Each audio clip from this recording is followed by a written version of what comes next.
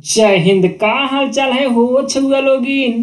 बाबू आज 29 तारीख है हो, और 29 तारीख से संबंधित जितने भी झारखंड के करंट अफेयर होंगे उससे रिलेटेड आज हम लोग चर्चा करेंगे।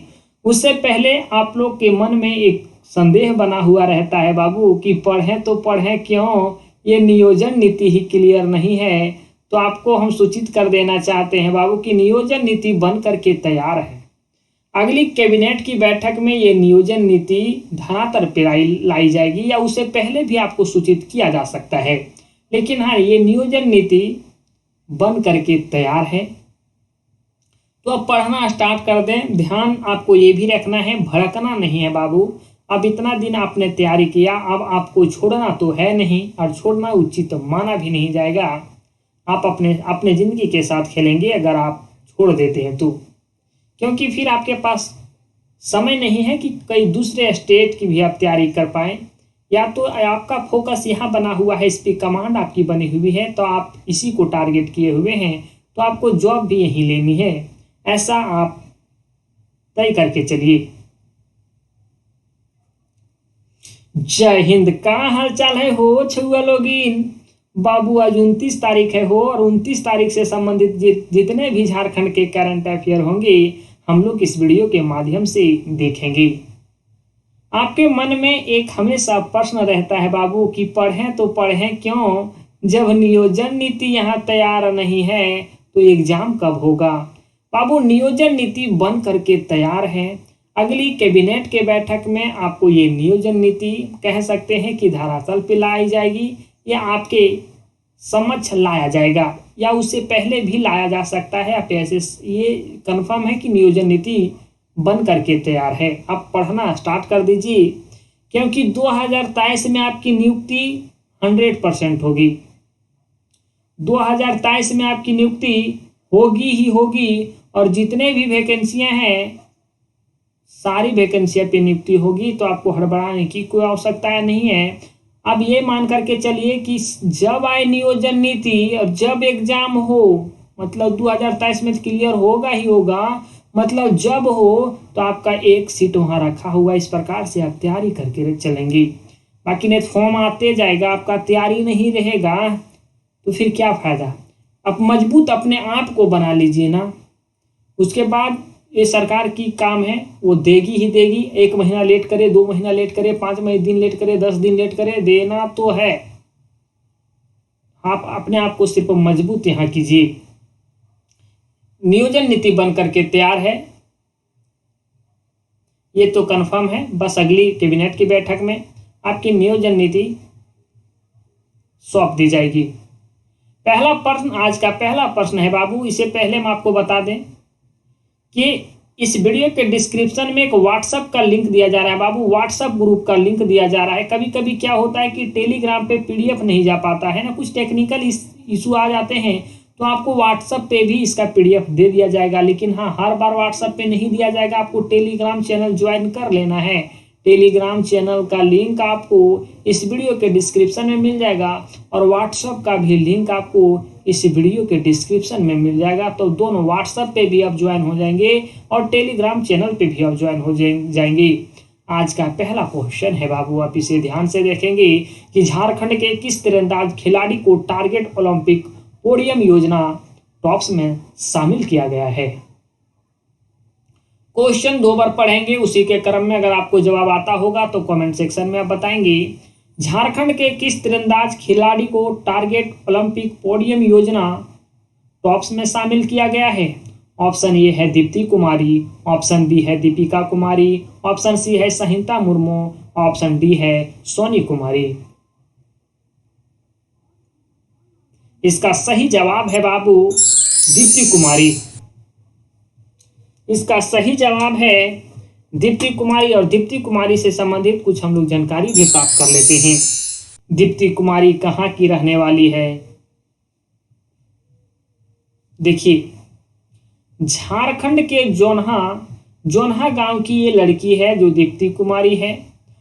कि तीरंदाज दीप्ति कुमारी को मिशन ओलंपिक इकाई द्वारा 13 अप्रैल 2022 को ओलंपिक पोडियम टॉप्स योजना में शामिल किया गया है।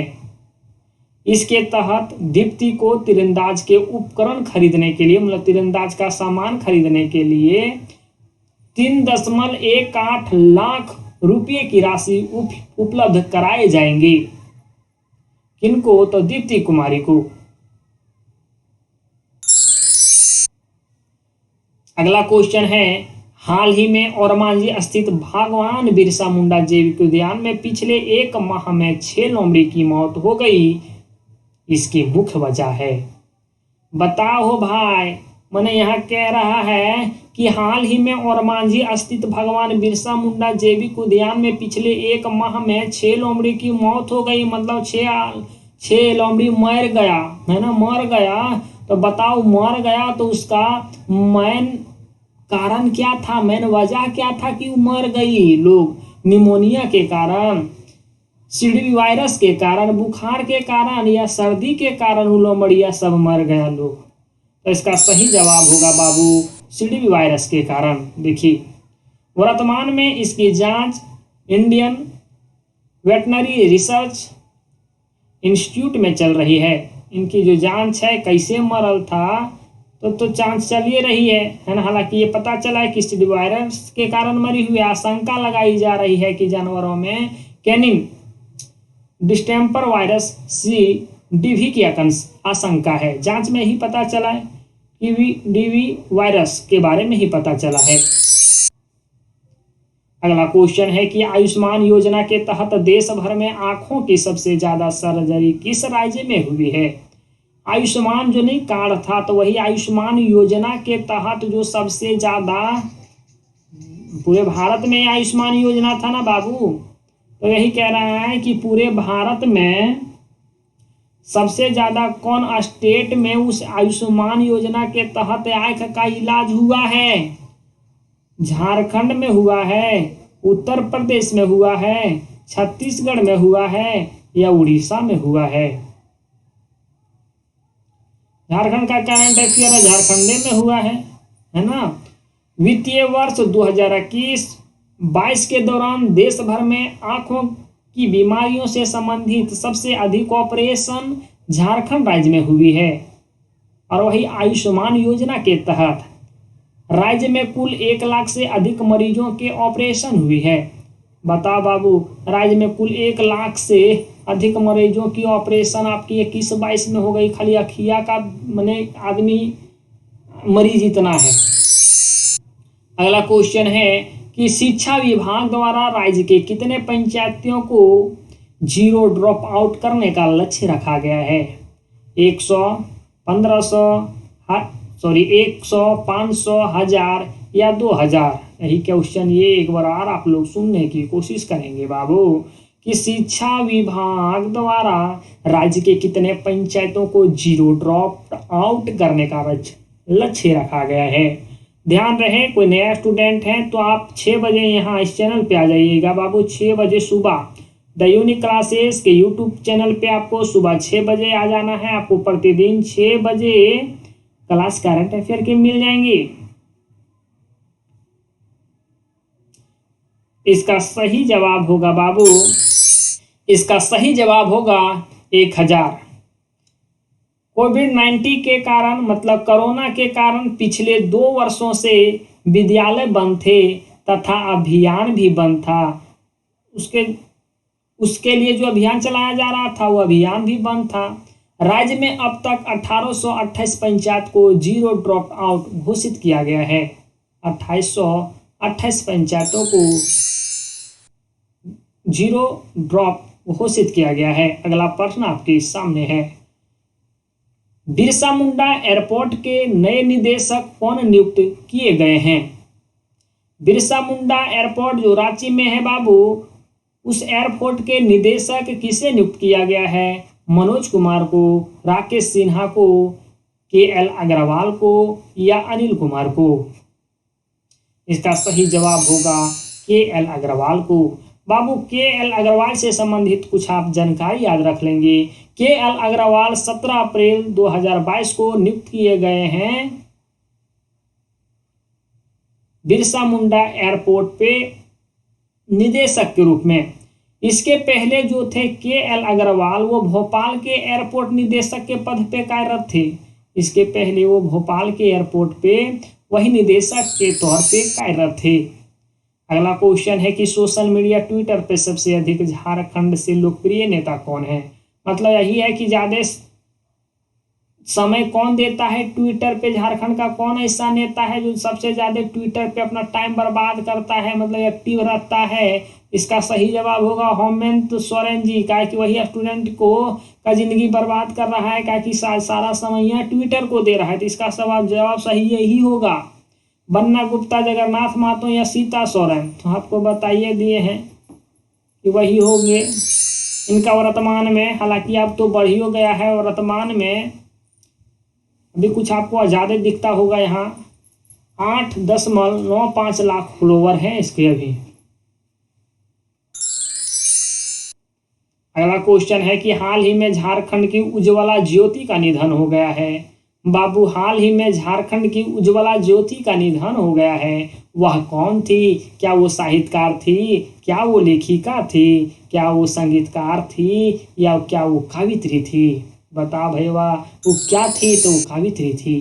देखिए, इससे रिलेटेड तनी जानकारी याद रख लेंगे कि इनका जो जन्म हुआ था, उज्ज्वला जी का जो जन्म हुआ था, वो दिल्ली में 17 फरवरी 1960 में हुआ था, और ये गुमला जिला की रहने वाली थी। देखिए, इनका जो पुरखौतिया घर था, मतलब बाबा वगैरह का जो घर था, वो गुमला में ही था। अरे लोग वहाँ रहने कमाने खाने के लिए चल गया, तो इनका जन्म हुआ था जाकर के दिल्ली में, लेकिन मूल रूप से ये गुमला की रहने वाली थी। अगला क्वेश्चन है कि हाल ही में शहीद जीतराम वेदिया की कौन सी शहादत दिवस मनाई गई? बताइए बाबू, हाल ही में जो शहीद जीतराम वेदिया जी हैं वो शहीद हो गए थे, उनकी कौन सी शहादत तिथि मनाई गई, शहादत दिवस मनाई गई? 162वां, 164वां, 117वां या 124वां? इसका सही जवाब होगा 164वां। अगला क्वेश्चन है, एक स्टेशन एक उत्पाद के तहत झारखंड के किस रेलवे स्टेशन को स्थानीय उत्पादन के बिक्री के लिए स्टॉल लगाए जा रहे हैं? ऑप्शन ए है रांची, ऑप्शन बी है धनबाद, ऑप्शन सी है जमशेदपुर, ऑप्शन डी है कोडरमा। तो इसका सही जवाब क्या होगा आपको कमेंट सेक्शन में जल्दी बताना है बाबू। क्वेश्चन ये है कि एक स्टेशन एक उत्पाद के तहत झारखंड के किस रेलवे स्टेशन को स्थानीय उत्पाद की बिक्री के लिए स्टॉल लगाए जा रहे हैं? कौन स्टेशन में? वो जो है कुल मिलाकर के यही समझिए, यहाँ की हाथ से बने वस्तुओं को प्रोत्साहित करने के लिए लोगों को स्टॉल लगाने का इजाजत दिया जा रहा है। यही यहाँ कह रहा है ना कि घर वगैरह में, माने कि जो झारखंड में स्थानीय उत्पाद, माने अगर आप अपने हाथों से कुछ सामानों का उत्पादन करते हैं अपना जीवन यापन करने के लिए, तो सरकार उसको प्रोत्साहित करने के लिए उसको स्टॉल लगाने के लिए भी, उसके लिए स्टॉल लगाए जा रहे हैं। उसके लिए स्टॉल लगाए जा रहे, तो स्टॉलवा कहाँ लगाया गया है? रांची में, धनबाद में, जमशेदपुर में कि कोडरमा में? तो इसका सही जवाब है बाबू, राजधानी से स्टार्ट होगी हो, तो इसका सही जवाब होगा रांची। अब तक इस योजना के तहत 2 स्टॉल लगाया गया है, सिर्फ 2 स्टॉल लगाया गया है, और हाथ से बनी चीज़ों की बिक्री की जाएगी। मतलब कुल मिलाकर के स्थानीय लोग जो चीज को बनाएंगे उसे सरकार प्रोत्साहन करेगी, और वो अपने इस योजना के तहत कई स्टॉल लगाएगी। हालांकि रांची के स्टेशन में भी 2 स्टॉल लगा दिए गए हैं। क्वेश्चन नंबर अगला है, झारखंड के कितने प्रखंडों में PM जन औषधि केंद्र खोला जाएगा? 109, 209, 309 या 404? देखिए एक बार क्वेश्चन को आप लोग सुनने की कोशिश करेंगे कि झारखंड के कितने प्रखंडों में PM जन औषधि केंद्र खोला जाएगा? PM जन औषधि केंद्र खोला जाएगा 109, 209, 309 या 404? इसका सही जवाब होगा बाबू 209। इस योजना के तहत लोगों को क्या होगी कि सस्ती और अच्छी गुणवत्ता वाली दवाइयां उपलब्ध करवाई जाएगी।